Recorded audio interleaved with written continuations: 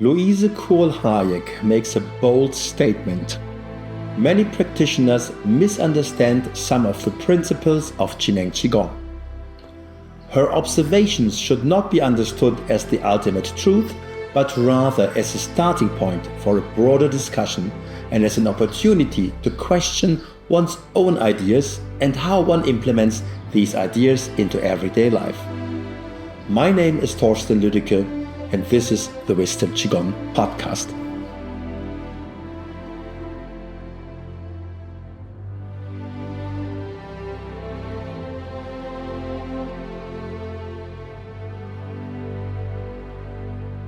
Welcome everyone. Today I've got Luise Kohl Hayek with me.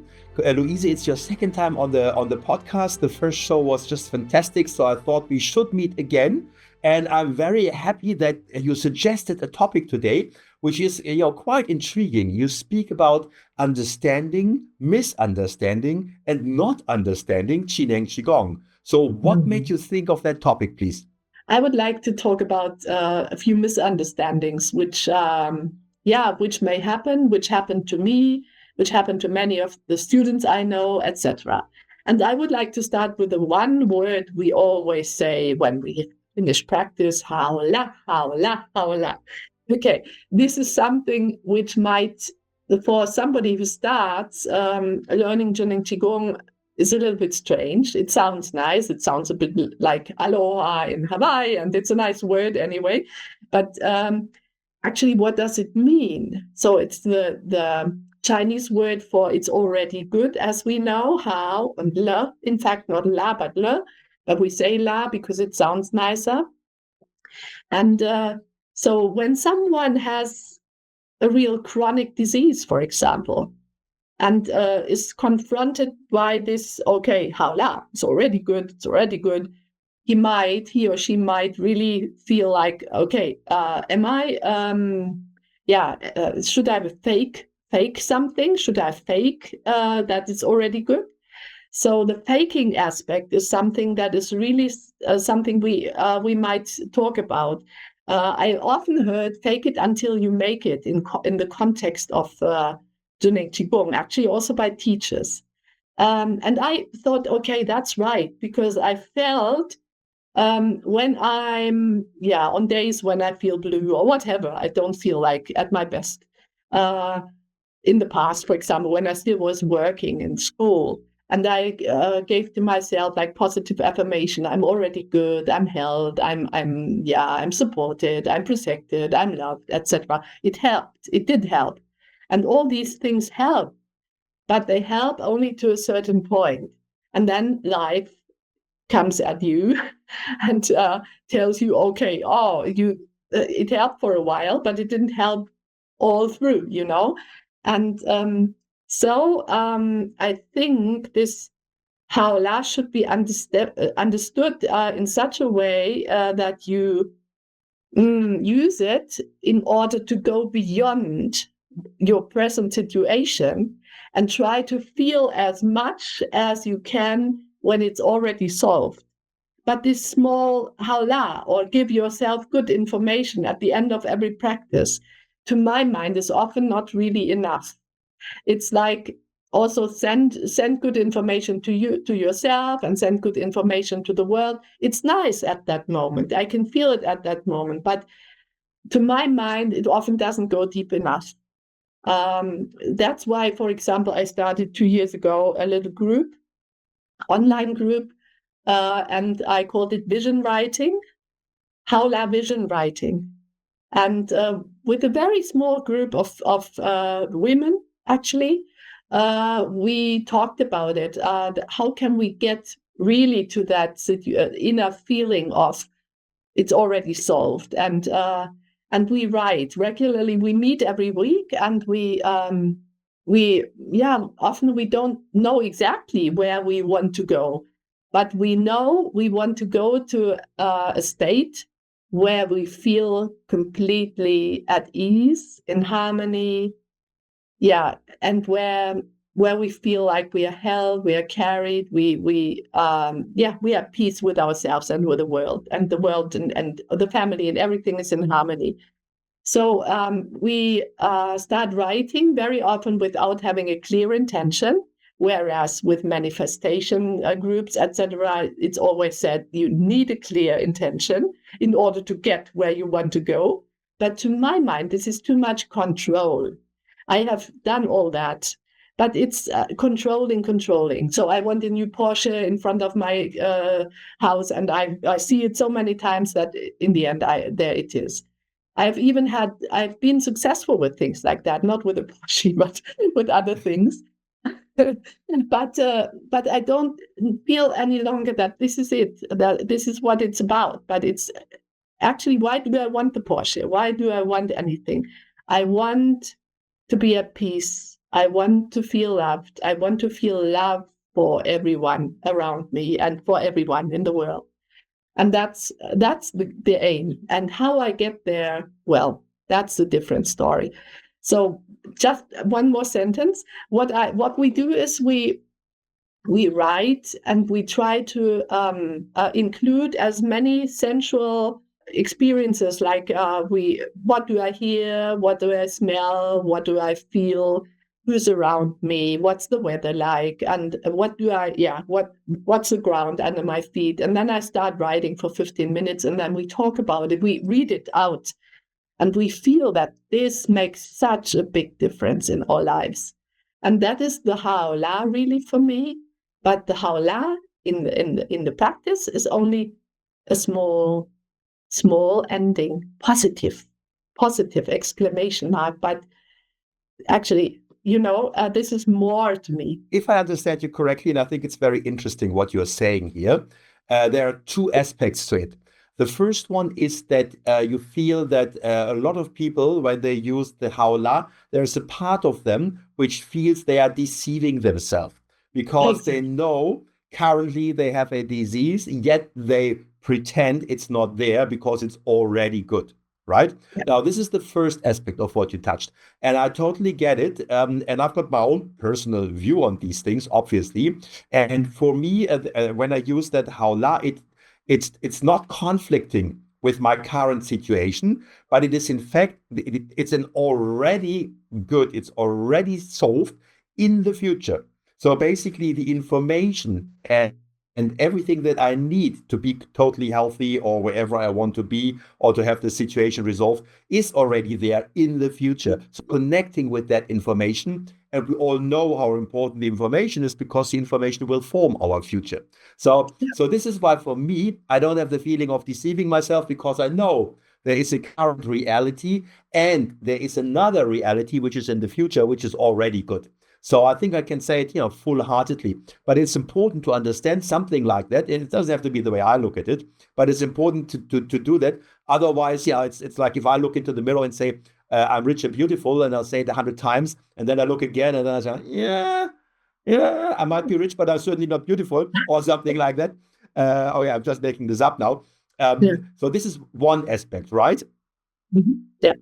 Good. And the second is that what you're saying is it's not, well, for most of us, it's not done by just using this word, which we can become a routine without us even getting into the feeling, into the vision. Mm-hmm. And I think that's where your work comes to it, because you said that what's the point of saying two words like Hala or Hala if you don't get into the actual state of what it really means. And if I understand it correctly, like your group, what you're doing is you're really putting yourself into that state, but not by being too rigorous about what does it exactly look like. Yeah. So I would say in your example, a Mercedes SLK would also do. It doesn't have to be a Porsche, right? Because what you really want to achieve with your vision isn't necessarily so narrow-minded. And we know how important it's not only open heart, it's also open mind, which means being open to whatever might come up, and that might show up in a very different way than I have with my limited imagination and my limited mind tells me. Is that kind of am I mirroring you correctly in what you want to get across, or is there anything you would like to add? Okay, cool. No, it's perfect. It's perfect, actually. Yes. Yes, I have the feeling that when we practice, for example, my group, and we say Hala in the end, there's not people don't feel like they fake it, but you may come out, you may go home, I mean, and then you encounter your grumpy husband or whatever. Where's the Hala then? And it may be too short, it may be too much limited to the practice periods, and it does not very often it does not let's say, like, merge with your life enough. And if you have like pictures of your life, concrete pictures of your life, which we do in this writing exercise, for example, somebody envisions themselves in their garden and feels the grass below the feet, and there's more concrete. In Zhineng Qigong, of course, we are in the empty space, which is beautiful, which is great, but it's not either or, but it's also important, to my mind, to have like these concrete images from time to time, not just being in outer space in the beautiful formless universe, but also like connecting to the form, which we do every day, like, connecting to the form in a new way. I'm already here, sitting here, and everything's fine, wonderful. I smell the clear, fresh breeze of the air, and so on and so on. And that's adding to the practice experience. Yeah. Right. Okay. So you are inviting us basically to take certain things that we do in Zhineng Qigong and and question what we are doing and going a little deeper and exploring that further to make it be stronger and more effective. Exactly. Right? Exactly. Yeah. That's because I found for myself, I found that somehow it doesn't, not only with myself but also with other people, it's not the transfer or the really in our lives, it was not visible enough, not in all areas, and it has to be visible. It has to be, you have to feel it and you have to live it. And so I'm all the time trying to develop other tools to for myself also to find that. Now, this is a wonderful example of one very important thing of Zhineng Qigong, where a lot of people might not fully understand. I'm not going to say as far as to say not understand, but not fully understand or slightly misunderstand. Have you discovered other areas where you feel like, okay, I have something to add here, and maybe I can make people think and explore it deeper? Yeah. Actually, I noted down that what I find so very important is really the importance of good information. What is good information? Good information comes with every word we speak, not just during practice. So that is so important, that we give good information to ourselves, not only at the end of every practice where we say, okay, give yourself good information, give yourself like a good wish for your life or whatever. But the very next moment when I drop something, I'm talking to myself, if I have a certain imprint. Oh, how stupid of myself. How could I drop that? That is not good information anymore. So really, to understand what is good information, it's not limited to practice. It's limited. It expands to my whole life. And if I observe myself that I cannot really keep that after practice, that I'm again and again talking badly to myself, giving myself and other people bad information, then I really have to not only observe, but have to dig deeper and understand where did it come from. And it's not necessarily Zhineng Qigong that can help me in that respect, but I have to find other ways to cope with maybe even trauma that shaped me in a certain way. So I found that Zhineng Qigong is wonderful, but there's other things too, which I need maybe in order to really change from the inside out. So good information every moment to myself and to others. Who can do that? I mean, we all we all swear and do things like that from time to time. That is a fact.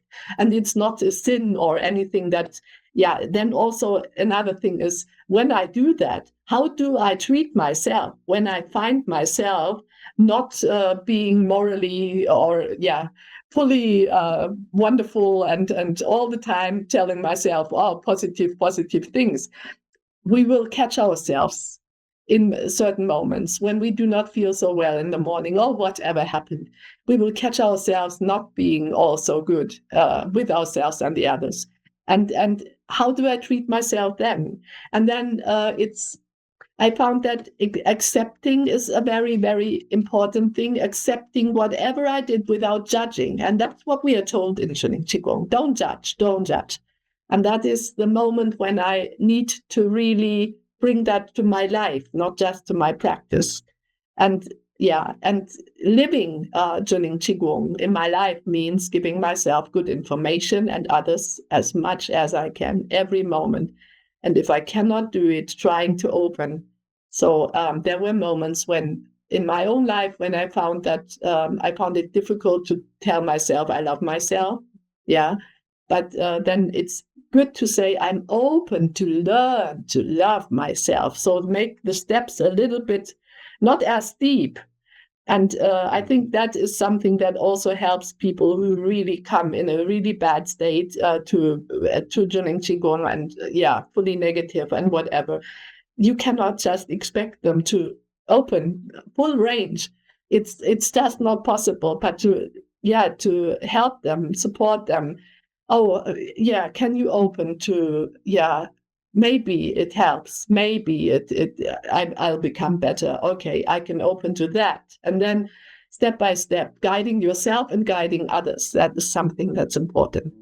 My name is Thorsten Lüdecke and I have news for you. You can now access our podcasts in a very different way. If you would like to go back to any of the episodes and you just remember a certain topic or you have a certain question, please use our new bot and ask that question. Not only will you get an answer based on all the episodes we have produced before, you will also be able to directly access the very episode at exactly the point your topic and your question was mentioned. Please use this bot and make sure you don't miss out on this wonderful new feature of our podcast. I think, again, you've touched as I understand you, three very important aspects here. Now, the first one is that Zhineng Qigong doesn't end with a practice, right? Mm-hmm. And I think a good way for all of us to question us is, I hear so often that people say, oh, I did the practice and I felt so good. Now, if you're only feeling so good when you are doing the practice, this is a clear sign that the rest of the day you're not in the Qigong state, right? So this is it's not saying, oh, you're not doing well or anything. I'm just saying it's an indicator. So if that's me, then I say, oh, that's interesting. I feel so good while I do Qigong. And then I kind of switch that part off and I go to my regular life and I'm just the miserable self that I've always been, right? I'm exaggerating now. Yeah. But if that is the case, then it's a clear indicator of, okay, that's interesting. I'll manage to be in the Qigong state while I do my exercise, but there's work for me to do, awareness work mainly. I go through the day that I keep that mindset and that I keep being in that state. Now, this I think is very important, in particular for beginners, because they might just think it's a 15-minute thing that they do every day and then it's over. No, it isn't. It's 24 hours way of being. Now, but then you said, now if you catch yourself not living up to that standard, now how do you deal with that? And that is obviously very important because we are humans and we might just be somewhere else with our mind and we might mess things up. I'm just talking about other people here now, right? Of course. And then how do we treat that? And just as we are invited to be very loving with other people, and if they make mistakes, to be loving and understanding, that is exactly how we are invited to be towards ourselves. So if I mess it up, if I'm in a position to look at myself lovingly and say, isn't that funny? I'm doing this again. But yeah, in a loving way, in an understanding way, then it's so much easier to deal with it. And I will not get into a downward spiral. I'm able to interrupt this pattern and get it back into the loving, into the happy state. Yeah. So that's the second thing you said. And then the third thing you said so much, Luise. The third thing you said is, let's not forget life is more than just Zhineng Qigong, right? Because sometimes there might be other aspects that we also need to deal with. You mentioned trauma, for example. So if I'm dealing with trauma, it might well be that I have to do some work there as well. It might not be enough to just do the lift up. Maybe I have to face, whatever I need to face there, or deal with whatever I need to deal with.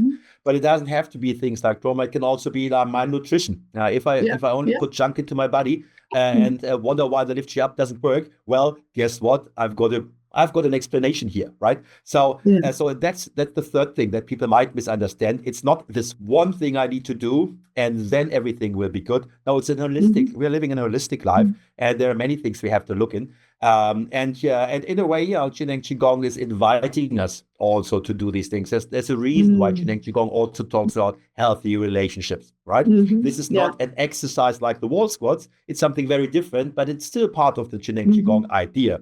And we need to make sure people don't misunderstand that and think, if I do the wall squats and the lift up, I'll be fine. No, there is more to it.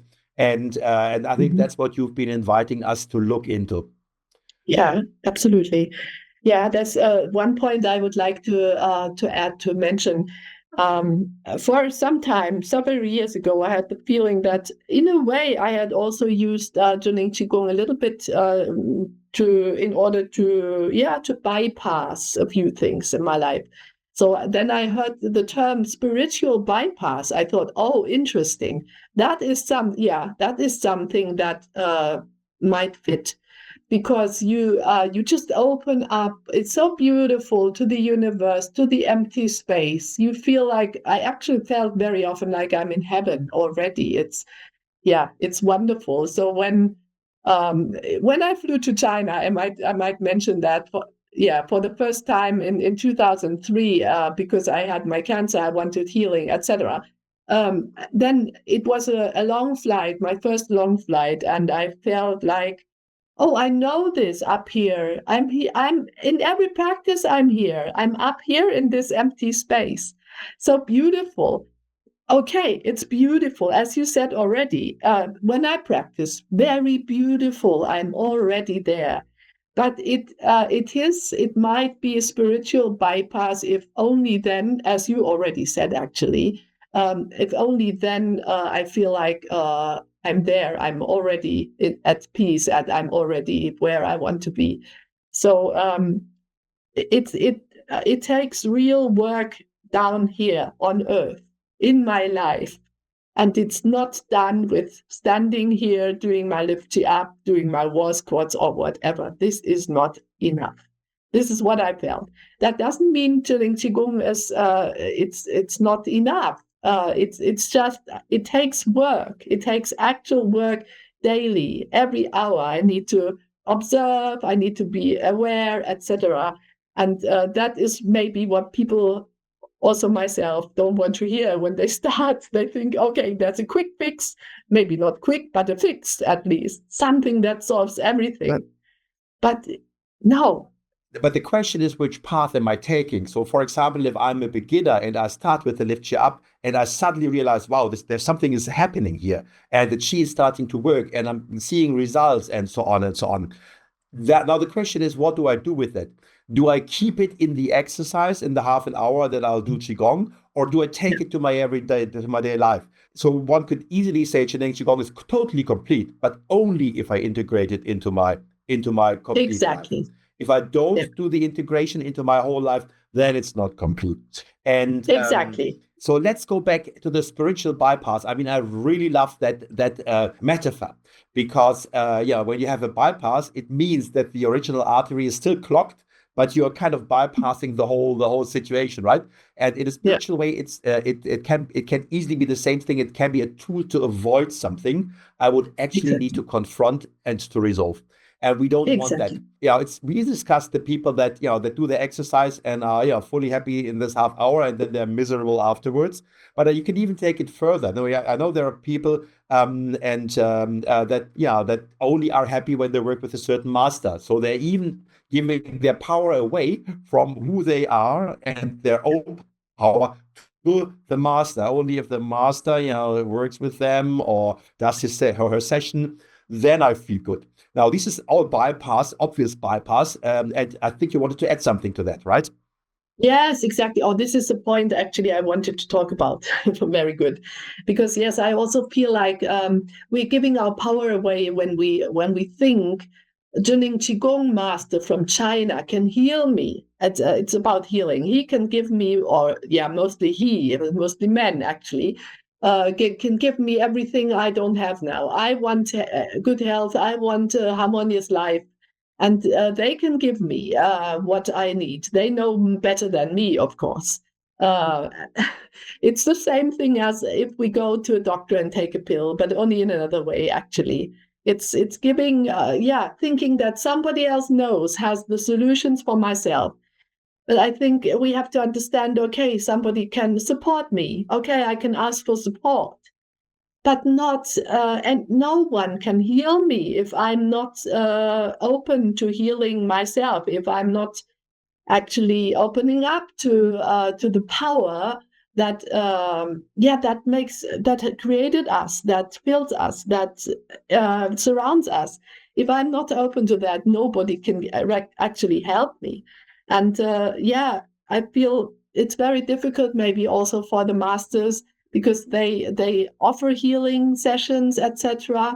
Some don't, as for example, teacher Jancha at first, he did not like healing at all.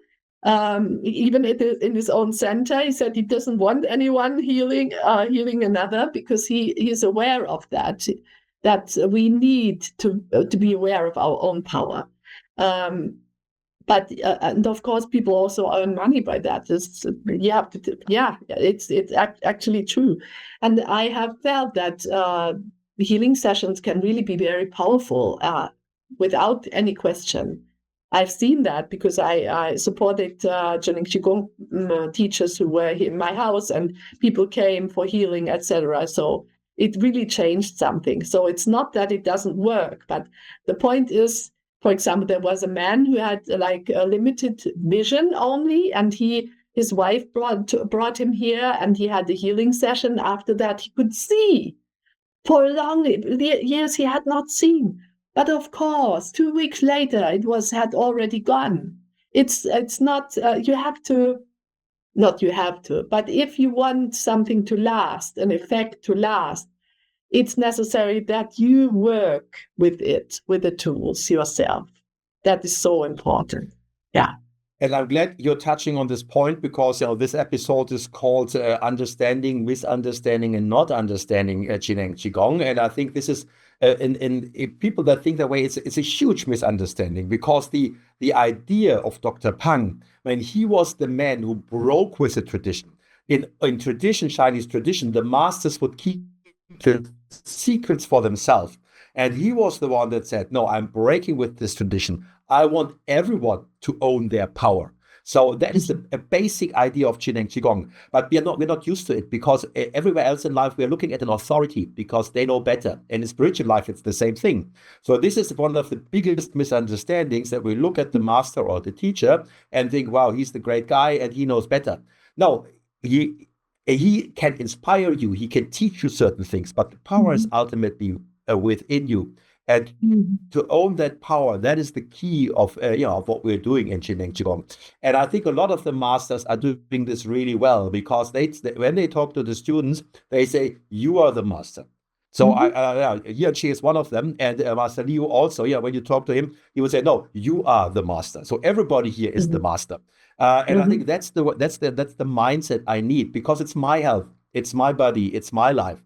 So I want to own that, and I should own that. Now, having said that, because we touched about on that healing sessions can be very successful and very useful, and that is also true. So it's not one or the other.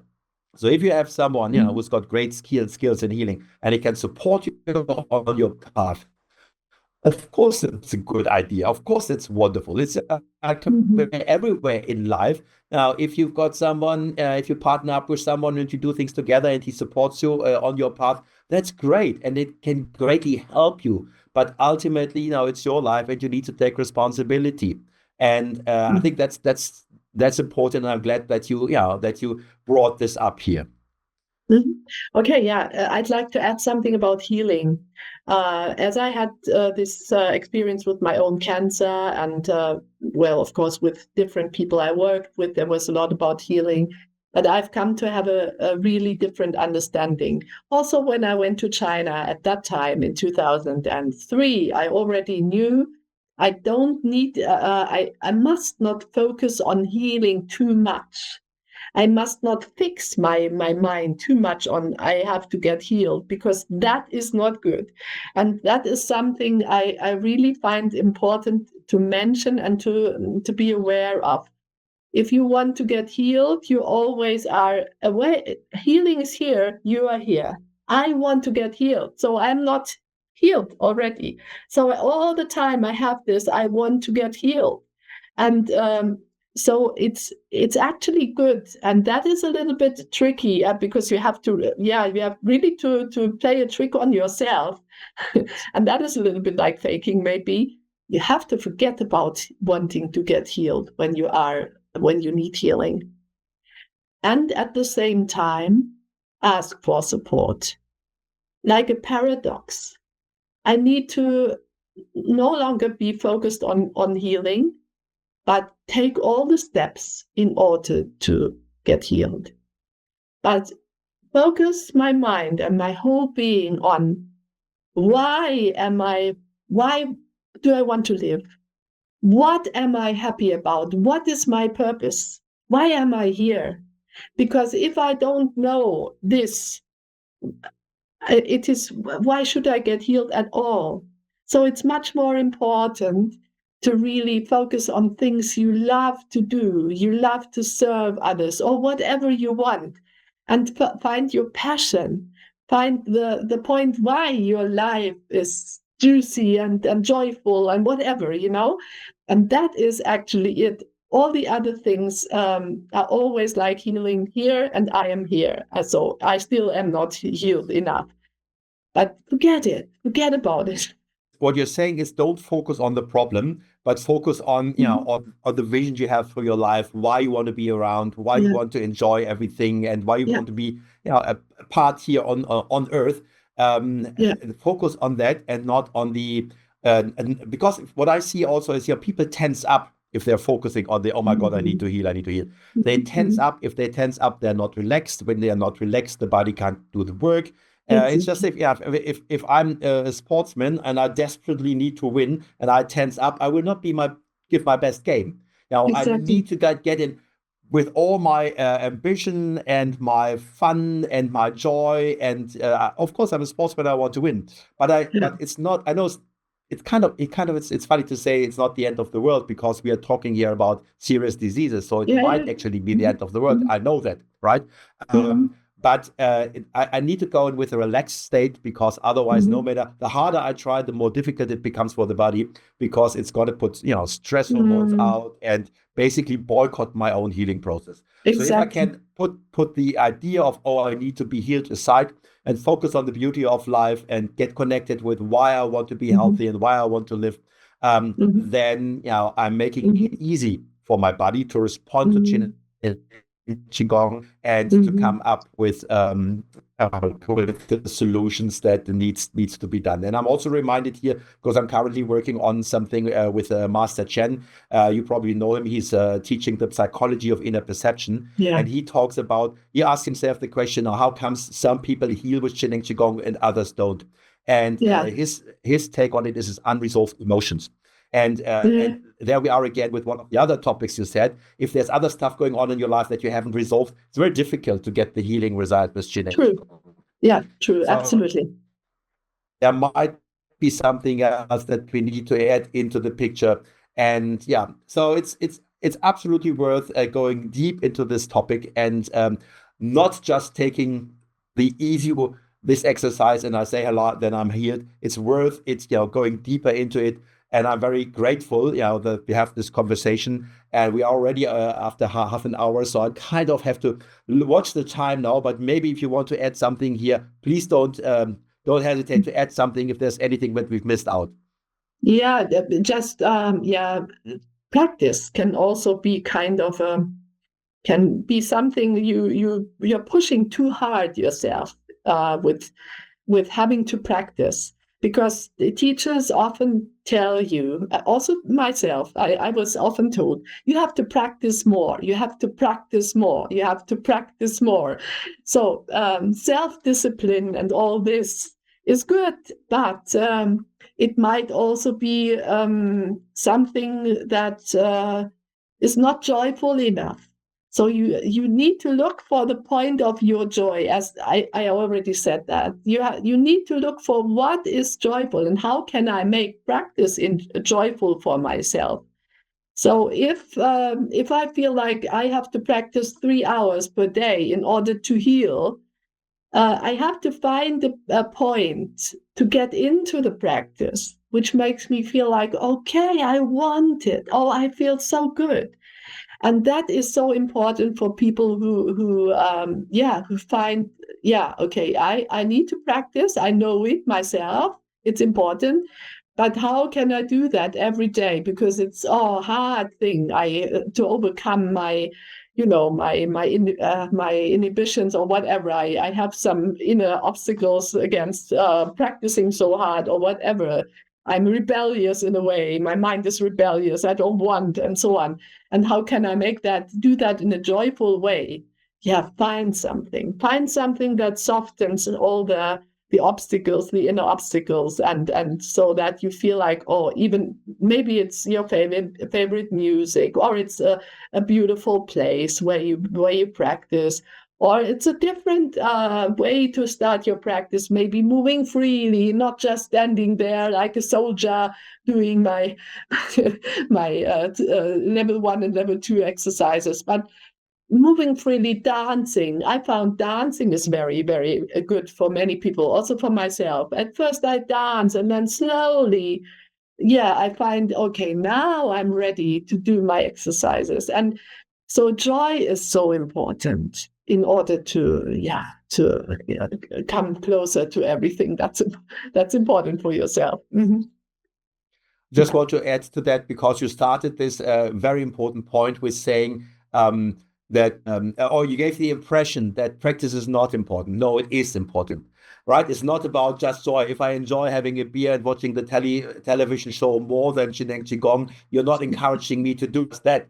No, What you are encouraging me is, yes, what you're encouraging me is to find a way that I do my exercise joyful, and exactly. That is absolutely right, because the discipline, if you're forcing it upon you, it is counterproductive. Now, discipline in a way that this is something you look forward to and you enjoy doing, and it's just wonderful part of your day. That is when the healing happens. So I think it's an important point to make. Yes. Yeah. Right. Okay. Thank you very much, Luise. That was again a wonderful conversation with you. I'm so blessed to have you on the show.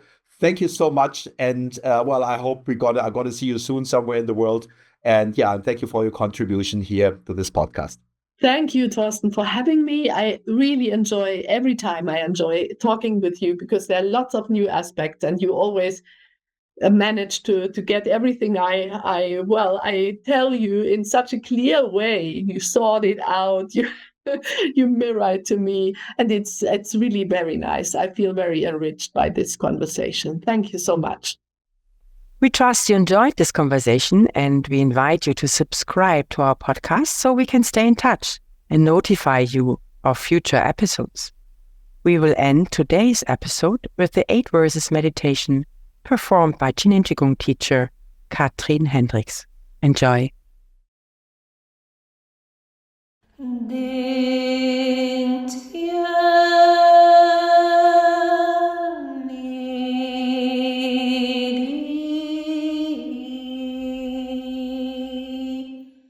Sing a song